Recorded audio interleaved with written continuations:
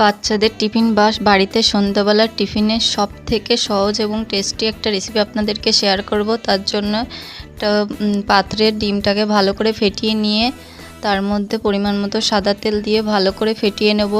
এবার দিয়ে দেবো চিনি, এক কাপের একটু কম চিনি দিয়ে ভালো করে মিশিয়ে নেব ব্যাটারটাকে।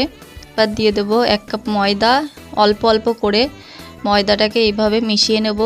আবার আরেকবার দিয়ে ময়দাটাকে ভালো করে মিশিয়ে নেব। এবার দিয়ে দেবো দুধ দিয়ে ভালো করে, এবার দেবো বেকিং সোডা আর বেকিং পাউডার দিয়ে ব্যাটারটাকে ভালো করে তৈরি করে নেব। এবার একটা প্যানে দিয়ে দেবো বাটারটাকে দিয়ে তারপরে দিয়ে দেবো গোলাটা, ঢেকে দিয়ে ঢাকনাটা তুলে এইভাবেই বাটার লাগিয়ে দেব। দুই পাশেই এইভাবে বাটার লাগিয়ে দিয়েই রেডি হয়ে যাবে বাচ্চা